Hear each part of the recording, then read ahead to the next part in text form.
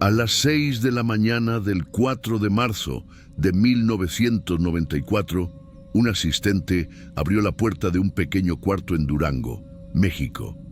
John Candy no respiraba. El comediante más querido de los años 80 estaba muerto. Tenía 43 años, y lo más inquietante es que toda su vida había sido una cuenta regresiva hacia ese momento. Hoy vamos a reconstruir esa historia. Una historia sin adornos, sin rumores, sin exageraciones, solo hechos y un destino que parecía escrito desde su infancia. Antes de convertirse en un símbolo de la comedia, John Candy era simplemente un niño atrapado por un miedo que nunca lo abandonaría. John Franklin Candy nació el 31 de octubre de 1950 en la pequeña ciudad de Newmarket, Ontario. Su familia era humilde. Su padre, Sidney, un vendedor de autos. Su madre, Evangeline, una mujer fuerte pero silenciosa. Cuando John tenía 4 o 5 años, su padre murió de un problema cardíaco a los 35, una muerte súbita, sin advertencias, sin despedida. La pérdida fue tan devastadora que la familia terminó viviendo en un pequeño bungalow en East York, junto a abuelos y una tía.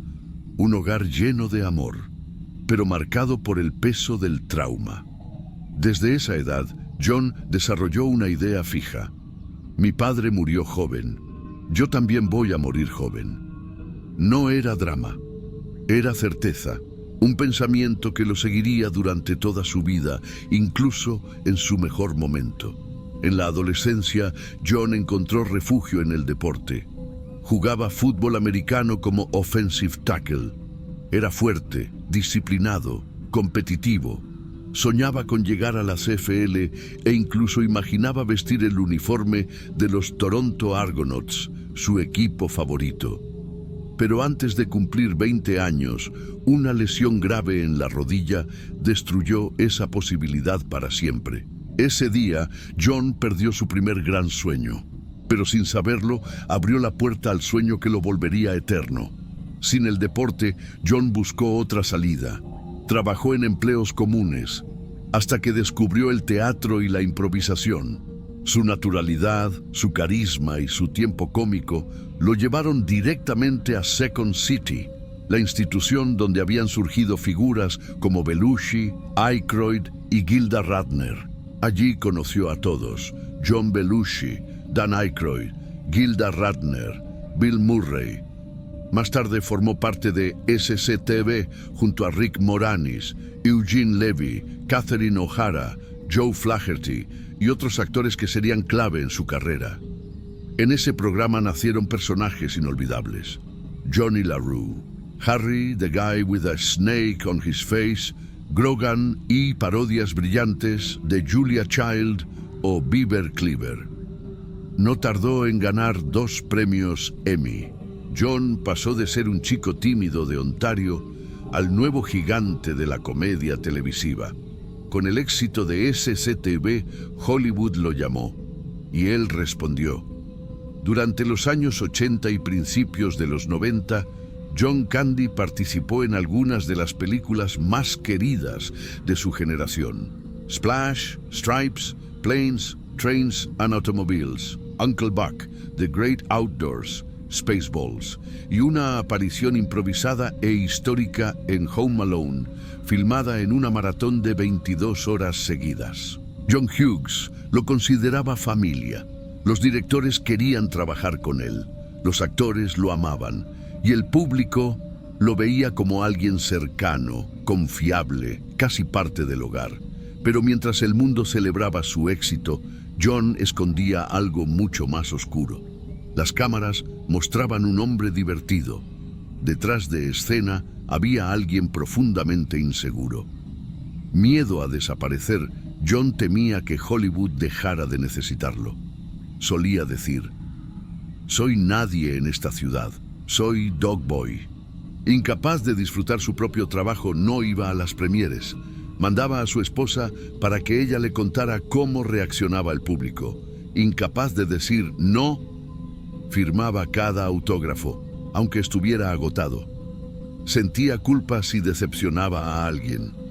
Y un dolor silencioso. Aquí empieza la parte más dura y más real. John Candy era el retrato perfecto de un riesgo cardíaco extremo. Obesidad severa entre 275 y 350 libras. Fumador desde los 15. Dietas extremas. Subiendo y bajando decenas de kilos. Binge eating.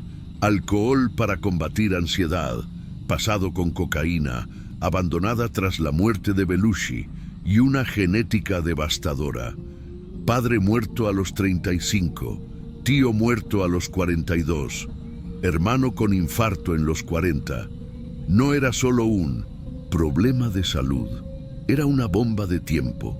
Y aún así, John siguió adelante, como si nada pasara, como si su corazón pudiera soportarlo todo, pero no podía.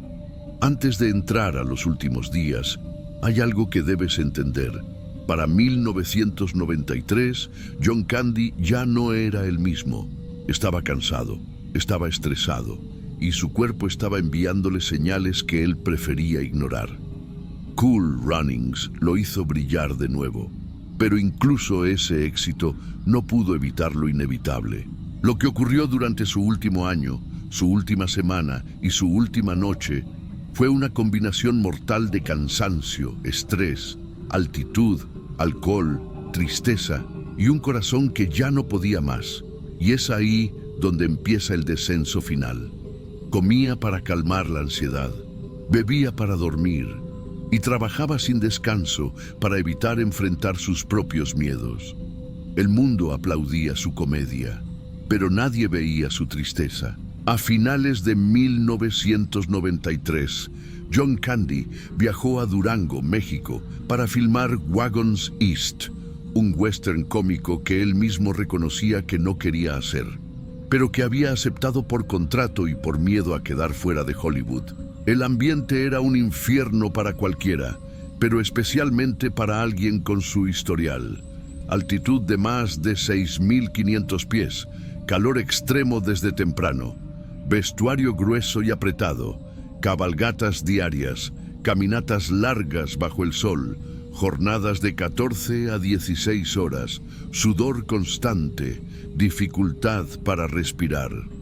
Testigos lo recuerdan jadeando, tomando aire por la boca, secándose la frente con toallas que quedaban empapadas al instante.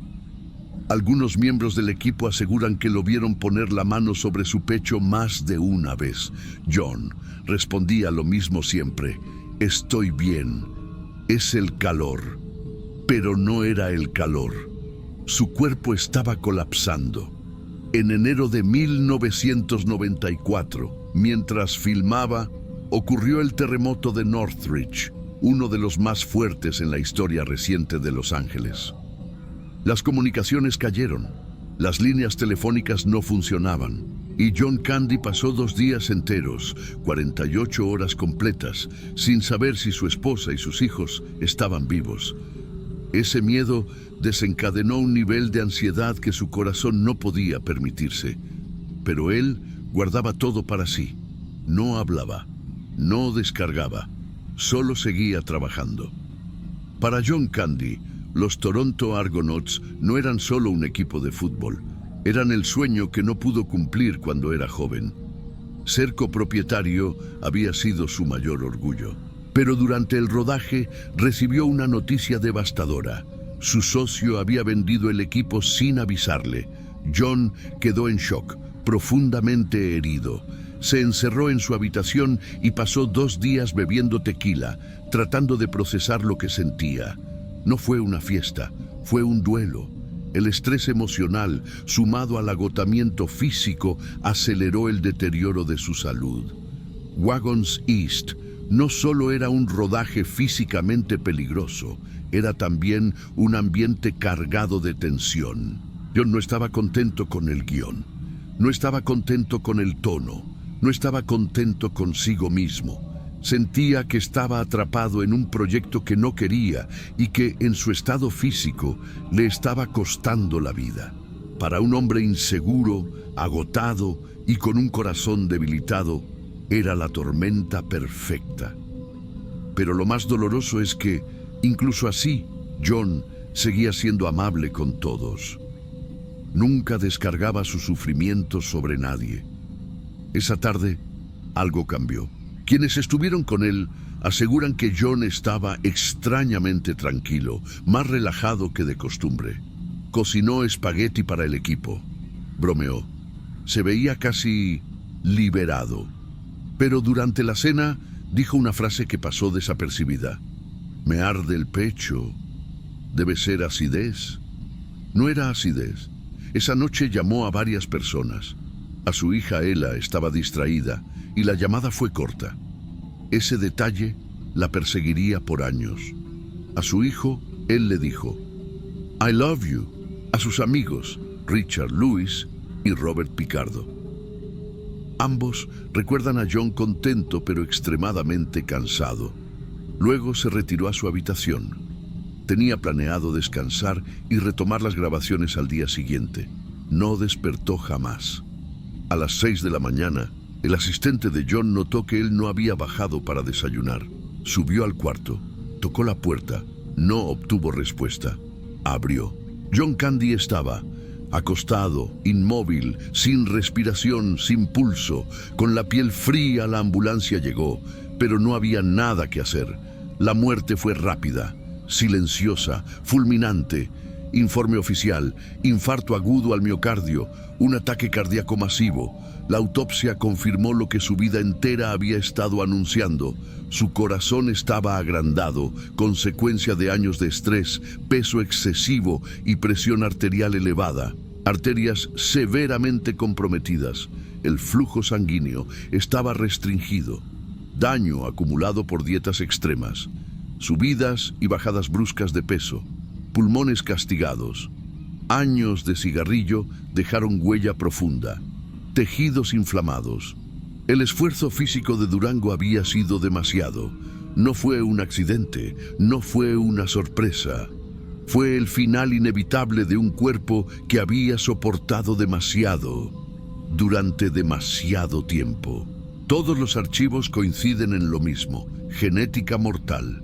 Su familia tenía un historial devastador de ataques cardíacos antes de los 45, estilo de vida peligroso, obesidad severa, fumador desde los 15, alcohol en exceso, alimentación caótica, pasado con cocaína, estrés emocional extremo, terremoto, venta del equipo, conflictos internos, ansiedad crónica, exigencia física brutal, altitud, calor, vestuario pesado, cabalgar, horas interminables y un corazón que ya no podía más. John lo sabía. Siempre temió morir joven y su miedo terminó cumpliéndose. John Candy dedicó su vida a dar alegría, aun cuando él mismo cargaba con tristeza, inseguridad y temor. No era un hombre roto, era un hombre agotado, un gigante bueno que nunca creyó merecer el cariño que el mundo le daba. Su legado sigue vivo en cada película, cada escena improvisada, cada carcajada que dejó grabada. Pero su historia deja una pregunta que todavía resuena. ¿Quién cuida del hombre que cuida de todos? ¿Quién hace reír al que nos hace reír? Aquí termina la historia real, completa, factual y humana de John Candy. Si este documental te acompañó hasta el final, te invito a apoyarnos de la forma más sencilla. Suscríbete al canal, deja tu like y cuéntame en los comentarios qué historia te gustaría ver después. Tu participación mantiene vivo este espacio y me ayuda a seguir contando estas historias con respeto y con verdad. Gracias por estar aquí.